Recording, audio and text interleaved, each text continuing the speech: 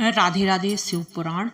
आज हम सतरुद्र संहिता श्रवण करेंगे, तो आप इसके पहले चैनल को सब्सक्राइब कर लें और हेमलता बड़गैया को आप ऐसा ही सपोर्ट बनाए रखें। तो आप सुने सतरुद्र संहिता।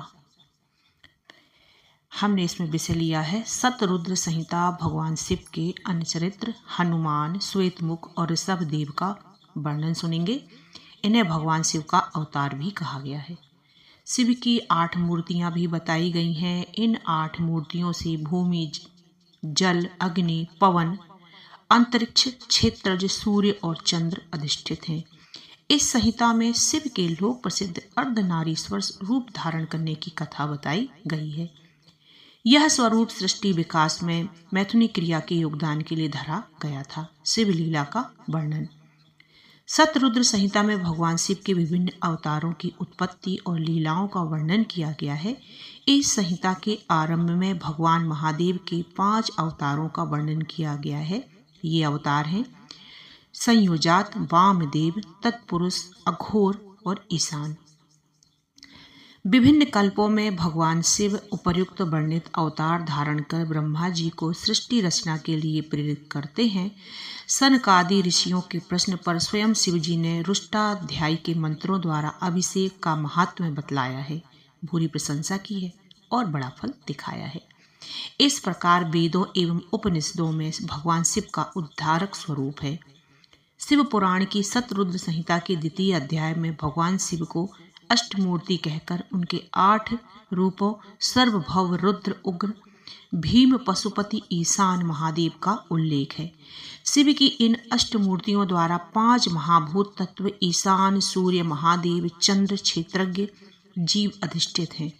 चराचर विश्व को धारण करना, भव जगत के बाहर भीतर वर्तमान रह स्पंदित होना, उग्र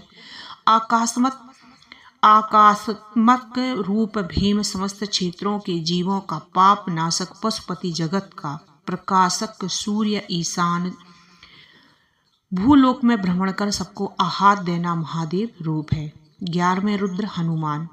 सतरुद्र संहिता में श्री राम के भक्त हनुमान को रुद्रों में 11वां रुद्र माना गया है। वह परम कल्याण स्वरूप साक्षात शिव है। गोस्वामी तुलसीदास ने अपने प्रसिद्ध ग्रंथ हनुमान बाहुक में भी इसका समर्थन किया है। वायु पुराण के पूर्वार्ध में भगवान महादेव के हनुमान रूप में अवतार लेने का उल्लेख है।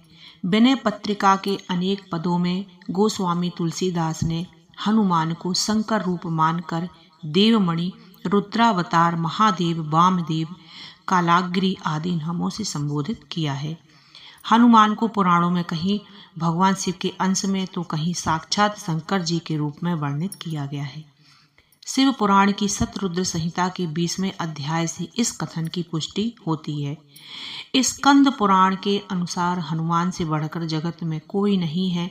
किसी भी दृष्टि से चाहे पराक्रम, उत्साह, मति और प्रताप पर विचार करें अथवा शील, माधुर्य और नीति को देखें, चाहे गांभीर्य, चातुर्य और धैर्य को देखें, इस विशाल ब्रह्मांड में हनुमान जैसा कोई नहीं है।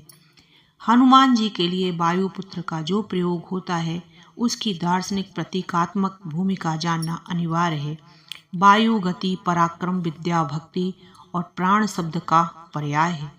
वायु के बिना या वायु की वृद्धि से प्राणियों का मरण होता है। साधक और योगी के लिए तो प्राण वायु का नियमन योग ही आधार भूमिका है। पवन सभी का प्राणदाता जनक है।